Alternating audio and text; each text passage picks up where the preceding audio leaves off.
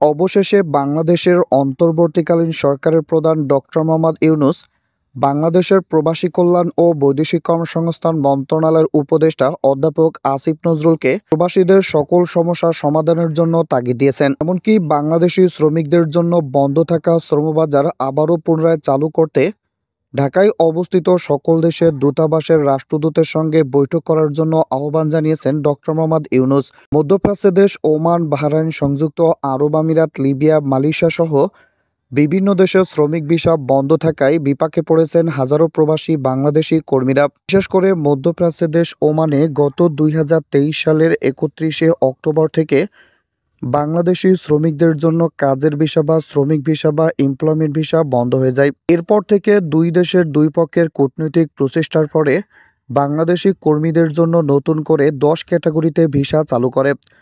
তবে 10 ক্যাটাগরিতে ভিসা চালু করলেও এখনও পর্যন্ত বাংলাদেশিদের জন্য কাজের ভিসা চালু করা হয়নি।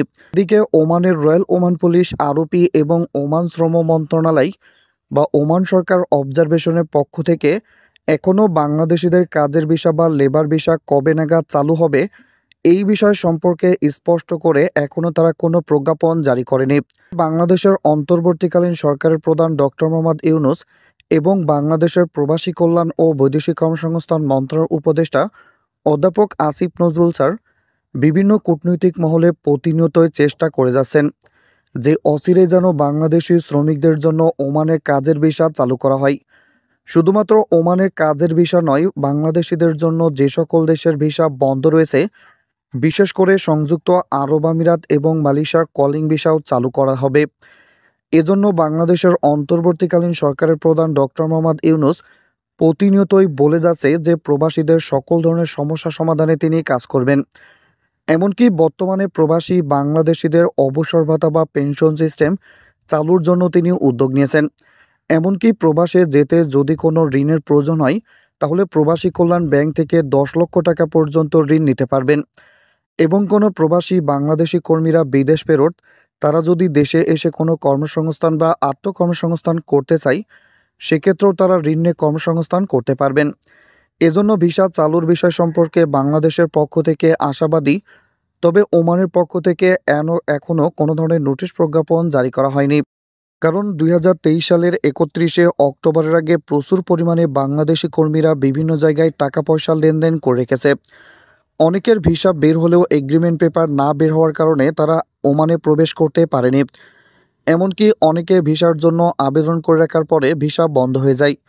এজন্য বাংলাদেশিদের জন্য আবারও পুনরায় ওমানের কাজের ভিসা চালুর বিষয় সম্পর্কে বাংলাদেশের অন্তর্বর্তীকালীন সরকারের প্রধান ডক্টর মোহাম্মদ ইউনূস এবং বাংলাদেশের প্রবাসী কল্যাণ ও বৈদেশিক কর্মসংস্থান মন্ত্রণালয়ের উপদেষ্টা ডক্টর মোহাম্মদ অধ্যাপক আসিফ নজরুল চেষ্টা চালিয়ে যাচ্ছেন।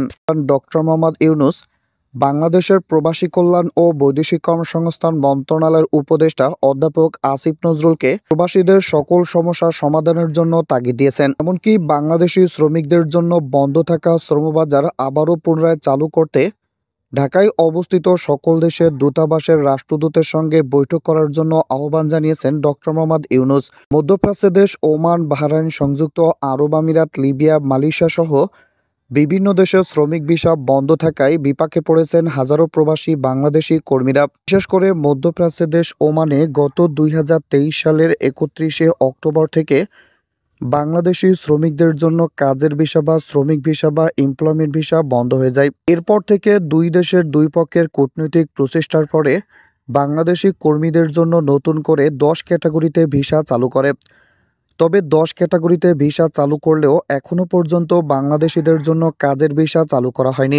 এদিকে ওমানের রয়্যাল ওমান পুলিশ, আরপি এবং ওমান শ্রম মন্ত্রণালয় বা ওমান সরকার অবজারভেশনের পক্ষ থেকে এখনও বাংলাদেশিদের কাজের ভিসা বা লেবার ভিসা কবে নাগাদ চালু হবে এই বিষয় সম্পর্কে স্পষ্ট করে এখনও তারা কোনো প্রজ্ঞাপন জারি করেনি।